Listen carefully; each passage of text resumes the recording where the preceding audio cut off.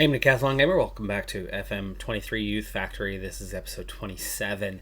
We are entering the second half of the season. Before we do, though, let's go ahead and get an update on how our underlings are faring. Beginning with our under 21s, this, of course, is my reserve team. The guys we keep around, they're a little bit older, but they have less potential. They're not really of quality, but they are definitely the ones who get called up a little more frequently. They're a little bit ahead in terms of quality compared to the U18s, but without the potential, they're not progressing much, and they're just not very good. And being that it's a U21s, they're struggling with that sort of profile.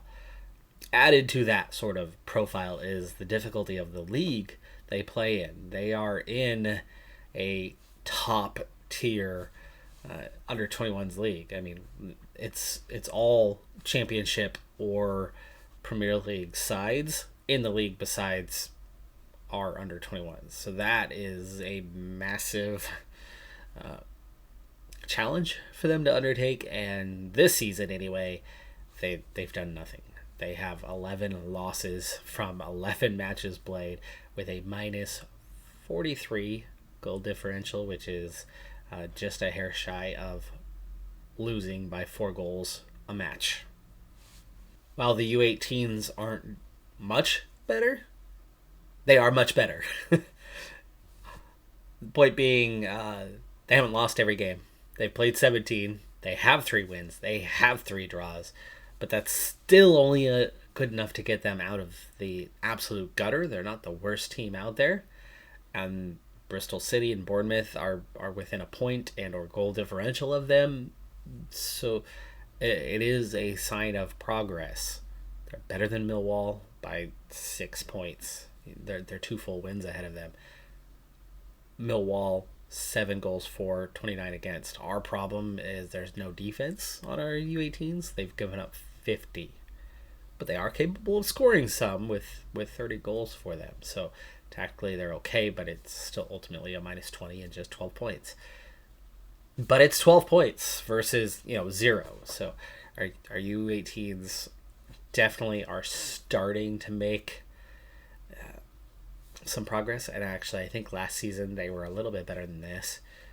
But because of all those players that left us and the replacements that had to move up, I gutted the U18s. I took nearly half the quality away from it from last season to this season. If we could slow down the rate of outgoing players now that we parted ways with all the the original credibility 1 guys that we started with in that first year, and that we're kind of into a proper feeder team for the senior squad. This year's intake, whether we keep them all or not, I don't know, but either way, it's going to give us some more depth, both at the U18s and at the U21s level, and of course, hopefully, as long as we don't lose a bunch of players, at the senior squad level. I'm predicting we're going to lose 2. I hope that's the end of it. Previous years, I never show the preview of our future intake, but this year, something important is coming out of that. Obviously, our glaring hole in our lineup is Grigg in goal. He's awful and he doesn't trade well. He has no desire to get better as a player. So despite him being the guy between the posts in multiple seasons spread out over the last handful of years, he's useless and not getting better. And looks like we've got a good one coming in. We've got a great prospect in the upcoming intake. He will be an instant starter in all likelihood. It looks like we also have at least one good winger coming in, maybe a good fullback coming in, good center back coming in. Positions of need, definitely. So I'm excited by that. And we're looking at a 5-star group, golden generation they're talking about. We'll see if that actually turns out to be the case, because this last year was a pretty poor intake. Now, if you saw the last episode, you are already going to be caught up with this one, but we've finally, after months of continuous midweek and weekend matches, without a single exception, we have finally, now that we're out of the other tournaments and down to just the league, we are finally down to Saturday matches. And slowly but surely, the match load has come off the players. The guys in desperate need of rest are no longer in desperate need of rest. We're down to one player who's still requiring a rest, who's still claiming that that's the case, and that is Trainer. So he's the last one. Quintafera has finally mostly recovered. That match load's finally dropped. It's been a long process continually playing these guys. That risk is finally dying off. You can see our bench, though, already starting to struggle with getting enough minutes. Chris Webb out on suspension from yellow card accumulation, though. So Tom Evans into the side. Little bit of a drop-off in quality, but not a significant drop-off, but it's still slightly worrying when we're going up against Taunton Town, who is the favorite beside us, and we're, level on points? It's a top-of-the-league clash. Let's see what we can do on this occasion. And, of course, this one adds that little extra something to it, as this is Zealand's squad, who he has turned into one of the best teams in the world. We've got a ways to go yet, and of course we've started much lower than where that team is located, and they are much lower than they are located in real life at the start. So they're a team that have dropped down a bit. They are looking to rebound from it, and right now they're looking pretty good to potentially rebound from it. But Trainer is through on goal and take it down in the box. That is going to be a penalty. For a second there, I thought it was all clean, but maybe it was after a trip that the ball was then knocked away, and Trainer's going to step up, convert the penalty, even though the keeper guesses the right way. And that is a relatively early 1-0 lead here in the 23rd minute. Keeper definitely goes the right way, and Trainer did not slot that perfectly in. That was not an inch-perfect attempt by any imagination. It was very much just a on-target, limited amount of power on it kind of shot. Very much the type of penalty I would recommend to all. As a coach, that is the key thing about a penalty. The keeper has so little time to react that getting something on target is the key above all else. It was very clear to me during the World Cup, during the elimination game, as Penrith makes it 2 here just a few minutes later. Wow, it was a great ball in, by the way. Really nice early cross here. Who was it? No, it was Mortland. Yeah. Great bend on that. Penrith takes it off the chest and then volleys with the left and hits the post on its way in. Perfectly placed. Anyway, U.S. Women's National Team, Sweden, first elimination round, and it goes to penalties.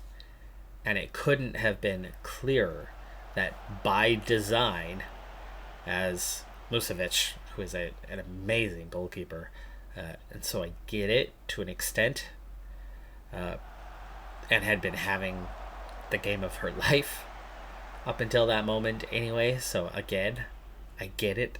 I understand why you would tell your players to do this, but he went for the inch perfect, because every single kick, besides your goalkeeper who steps up and goes right down the middle, every single kick they attempted was played to the furthest extreme you could possibly get to the frame of the goal.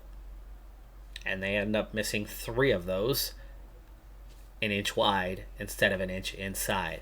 But when you are trying that hard, and every single player is doing it, and they are told where to go with their kicks, they are told what to do, it's all by design, it's all by scouting reports and what you know about Musovic as a keeper. And that's the problem, right? You're taking on a world-class keeper, arguably the best in the world, even though Earps ends up winning the Golden Boot, not the Golden Boot, the Golden Glove. Earps was great, by the way. Probably second best, but maybe. but it was clear Musovic had the biggest tournament. But clear for me anyway. And yeah, he ended up missing the target 3 times. Musovic never made a save. The U.S. lost on missed penalties. Missed, not saved penalties, but missed. You got to put it on frame. You put all 3 of those, you put all of those a little bit further in, Musovic maybe saves 1. You're scoring all the rest. And U.S. could have, later on, been competing for a World Cup victory. A final victory. Probably tactically, no, they probably would have been out in the next round, right? They have the talent. They just didn't have coaching. Coaching is so important. 2-0 despite only having 4 shot attempts in the first half. Fantastic start to this one. 87% passes completed to just 64%. We are putting them in a real spot of bother here. 69% possession. Right now it's looking pretty dang likely that we can hang on, but they did have 6 shot attempts, so they absolutely could grab a goal. And this all happened in a very short period of time. Almost all of that XG came from the penalty spot. Gordon on a yellow. Easy candidate for a fairly early second half sub, as we certainly don't want to be risking this sending off. We've already seen last episode how that can turn an otherwise good performance into a loss. Farah, the cross, Trainer. Oh, should have done better there. That would have sealed this thing already. It does put us above 1 XG. Now bad miss there. Lutz is off to the races. It's 1-on-4, but he'll be looking for help, and he does find it eventually. And they are still in a slightly dangerous position. Wow, that is a wonder goal. Super long range, and of course it's Greg, who just can't make a stop. They haven't threatened us in any way. That was so long range. Absurdly far out. Gotti just puts it onto his left feet. We don't quite close him down fast enough there. That was Fish who didn't close him out fast enough to put him under pressure. But from that sort of range, keeper's got to make that sort of stop. And it's 2-1. 1 hour played. Let's get Gordon out of there.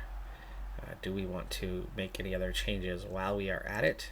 Quintafera tired. Everybody else is good.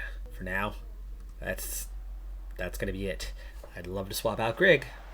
Just don't want to swap him out too right now. Boy, that looked like it missed wide left. My eyes totally deceived me there. I thought he missed that by 5 feet. Easily 5 feet. And somehow it went back far post. It looked like it had already... Wow. And it's 2-all. Free kick, dangerous position. And they're going to make it 3. 3 goals. I didn't even have time to make an adjustment. Holy crap. Back-to-back goals in a very short period of time, and we have absolutely fallen a piece. Demand more. Fallen a piece. Fallen apart. I'm falling apart here. Very attacking. Increase that tempo. Set pieces have definitely not been going our way, but we're going to try to play for those set pieces and see what we can set up. With the fair on the yellow, it's okay. McFadden. Mortland, blocked by his own teammate. Quintafera in a more advanced position. In that very attacking mindset. Switches play to Atkins. That's a really nice switch. And Atkins cannot replicate what their guy did with the wonder goal from absurd range. And that's onside. Greg makes an important stop. Essen should have easily converted that. FC Bristol is losing right now at least. But this is a bad territory. This is a really bad spot for us to be in. We cannot be losing to these top teams.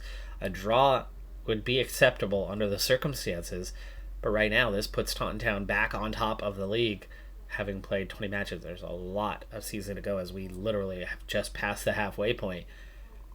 But this is getting worrying.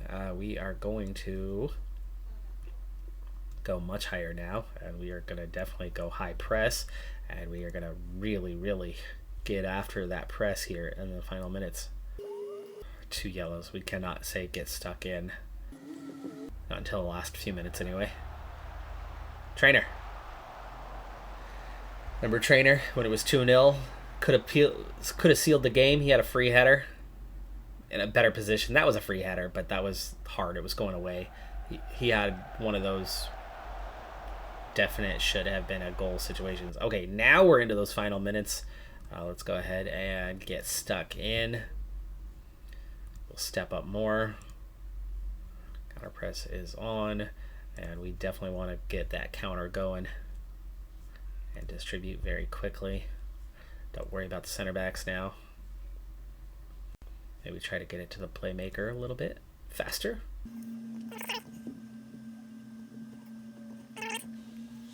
Nice tackle from Evans there. Good ball recovery, but Trainer does. Oh, Trainer gets it after a second attempt. Finds Kasango Matumbo to the edge of the box, lays it off for Atkins, finds Penreese. In close, it's blocked. McFadden, great cross. Trainer. Oh, top of the netting, just over the crossbar. That might have been the chance right there. Mortland wins that one. Can get another chance, but eventually they find it, and we get the ball back fairly quickly. One more. Crazy high tempo. We've really got to push this now. We definitely do want to play through the middle. Go ahead and be expressive. A lot of changes, a lot of tweaks here. One more tweak we can definitely make is we don't need two holding mids right now.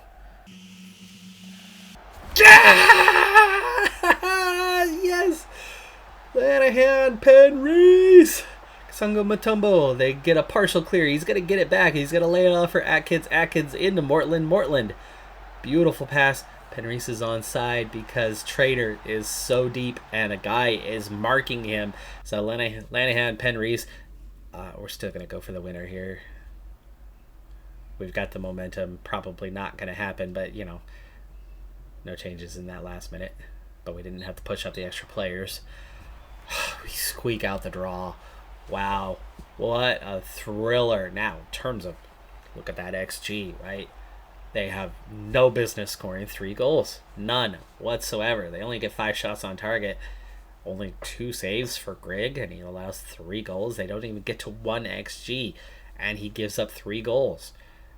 Meanwhile, we did not have a great day. I mean, they really did stifle us, but Lanahan, Penreese with a brace. Mortland also coming up with an assist there. Trader, the penalty, and yeah, Penreese, clear man of the match, especially with that equalizer in stoppage time.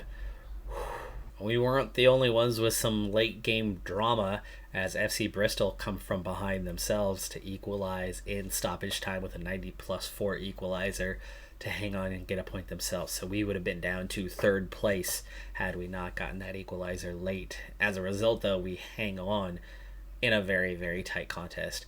Only 3 points separate the top 5 teams. Corsham Town is also the other one to watch out for. For now, we're going to focus our attention on those 5 opponents. We are now done with Taunton Town. So we have 4 key matches remaining, besides whatever happens at the end of the season. We know that away, we've had some draws even against lower end opposition, but the losses have all been against one of those top teams. Buckland Athletic is another one to maybe watch out for, so depending on the timing of that match, we might add that one in as well. I'm not too worried about 8th on down. Bournemouth FC, the only one goal differential wise that looks like they might be decent as a threat, is possibly another one. And again, that's going to come down to timing on when we play them, where we play them. If it's away, maybe we'll want to intervene and play that one. So we do have anywhere from 4 to 6 matches left to focus on, besides, you know, maybe a final stretch of the last few games if it's still really tight at the top. But otherwise, we are going to start progressing a little bit faster here in this second half of the season. After the draw with Taunton Town, I've pushed forward into January now with 3 sides that were a little bit lower down the table, and we come away with 3 victories, all comfortable: 3-1, 4-1, and 3-0. Set us up, put us into another phase here. Melksham Town is our next higher end, not quite one of those main contenders, but very much on the edge. So we've got Melksham Town, there's Bournemouth FC. Both of those are on the road, so they can be a challenging match. Then FC Bristol, that's all not until February. We've got to get through, well, obviously the next match, but then we got to get through January and see if, what the fate of our squad is and the transfer window in those higher leagues. Following the 3 victories, though, we have opened up a cushion on the opposition. And amazingly, surprisingly, wow, Melksham is now second place in the league. 7 points adrift. So we've gone from level to a 7-point lead in the last 3 matches. That's huge. Melksham Town is equal with FC Bristol. Jersey Bulls is still just 2 points ahead, and Taunton Town struggling. 2 losses in their last couple of matches, plus that draw with us. And they pick up even a win? No, they have lost. No, they've lost twice. So they had to have gotten at least 1 point. Yeah, Corsham Town. 1 tie and 2 losses in 3 matches for Taunton Town. They are in a horrible bit of form right now. Corsham Town still kind of on the edge, just lacking behind a little bit the playoff zone. But this is, for the first time all season, us looking maybe comfortable and starting to pull ahead. The player stats showing that as well. Trainer leading the league in goals, +8 on second place. Also leading the league in average rating. Ryan Gordon and James Wilkinson are back up. Left winger has played enough and has a pretty high rating. But Penreese is also pretty good. So how do we start getting both of them in if Wilkinson is playing that well? Gordon leading the league in assists by a couple. Player of the matches, Trainer and Gordon right at or near the top. Shutouts, not Greg. Yellow cards, fortunately we don't have anybody on that one as well. Well, what do we have here? But a 19-year-old wonder kid of Ethan McLaren, currently being offered $15.25 million. Watford, the one stepping in here to claim the Sheffield United player. Speaking of Watford, actually, they just tried to buy a Trainer for literal pennies moments ago, triggering the start of the process that I figured is inevitable this January. I strongly expect that Trainer will be bought sooner rather than later. I mean, it's 9th of January and those offers have started coming in, and I'm sure it won't take long when his value is only like $3,500 on paper. We're not going to be able to stop his sale. It's just going to really come down to the future fee and the loan back to see out the rest of this season. Next season becomes a whole nother matter. But if he and Quintaferra are the only 2 we're losing, progress among other players should have us hopefully able to compete, at that higher level.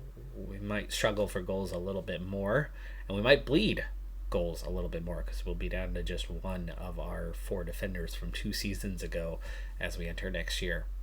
Anyway, this could be a pretty big payday coming real soon for the club. Meanwhile, I've also just finished my process of going through and signing new contracts for each and every single player with an expiring contract for this year, barring 2 guys on the under 21s that are no longer necessary to retain, knowing that they have very low potential and their current ability is exceeded by enough players around the club that I'm not worried about hanging on to them. So a couple guys that we're going to let go at the end of the year on freeze, but outside of that, contracts are a done deal. Meanwhile, FA Cup 3rd round, like first match of 3rd round Thursday matchup, Chelsea beats Sheffield United 3-2, but Ethan McLaren scoring goals for Sheffield United currently looks like this. 15 dribbling, 14 first touch. I mean, we're starting to look at a very good player here. 16 passing, 17 technique. Composure, decisions, off the ball, not perfect, but he's got that incredible determination and bravery that will see him emerge into that player, into being that guy. Physicals are pretty dang good besides the jumping reach as well. Not amazing, not the fastest player, but he's got enough pace. This guy has quality. Absolutely quality. He's already been inducted into the Sheffield United overall best 11. He's been gone from us for a while. It's behind the face cam here. He played 30 matches for us, scored 25 goals in that time, leaving us in 2024. It's now January of 2027, so he's been at Sheffield United for a while. But 89 appearances for them and 18 goals is not a ton. But he's still just 19 years of age. He has appeared for the English U21s 5 times already, scoring 8 goals, and is now labeled as a wonder kid. With that newfound attention, now that he's picked up, he is listed by request. So he's ready to move on to a bigger club by request. And that is why Sheffield United is now being kind of backed into that corner of it's time to sell him. His agreed playing time. He is a star player now for them. He is already of Premier League quality, according to scouting reports. Now, while Watford has already come in for 15.25 million, with over 20 million in when you add the additional fees, his transfer value is set at 19 million. Major interest coming from Fulham and Nottingham Forest, both in the Premier League, and then minor interest from Brighton, Inter, and us. But okay, that's that's just because I've kept him on my reports page for a long time. So really, it's just the 4 clubs, 5 if you count Watford, that are coming in. But he's expected to make his contract decision in a few days' time, and again, there's already an initial fee in place. There you go. I knew this was coming. I knew it. It was so obvious. There's 17 clubs interested. I'm getting 2 to 3 offers daily for him. We've reached mid-January, but I knew it was so obvious that it was time that Trainer was going to come up sold. Millwall is the first one to exceed it. The eventual transfer deal will come out at 17K, which is nothing. It's so ridiculous, but percentage of next sale, 50%, and loan back till the end of the season is an absolute requirement for me. And they're okay with that. So begins the Donnell Trainer transfer saga, but I've already secured a loan back and percentage of next sale, meaning all future offers will just increase the money, and I will take no less than that aspect in future offers. So we are going to get the loan back secured. We are going to get that percentage of next sale, but we can already say goodbye to Trainer because guaranteed he wants out. He's already made that clear to me. So I knew it was coming. Yeah, we knew this was coming. Next day, something like 30 teams, or whatever that number is in front of me, might be just shy of 10, offers coming in, and starting with these higher values going, oh, yeah, of course we'll pay for this guy. Oh my goodness, he's available? What? Minimum security. I actually kind of like how this is going this year, though. It's more realistic for one thing. And waiting up for those big paydays. We've got a big payday finally on the verge. Can you imagine what that's going to end up doing for this club? And we've still managed to, successive promotions despite the losses. And it's making it quite interesting. I think for those of you who voted in favor of minimum security, as tough as it's been for me at times, I'm impressed with it, with how it's set things up. The only thing, though, is when we get to those highest levels, it's going to be hard to not have our best players poached away. It is going to be hard. all I have to do is exceed the value. I mean, it's at some point you'll have 5-star training facilities and the best coaching staff and maybe even a huge stadium, though I don't know if we'll have the fans for it. But it'll be hard to hang on to our best players. It'll be that constant evolving door. However, can you imagine what sort of intakes we're going to be getting on a regular basis with perfect facilities and youth level and everything, and a reputation to boot, and playing in the highest tier where we're getting all the best youth players over everybody else? But if we're constantly replacing our 2 or 3 best players every season, what does that make us? Melksham on the road.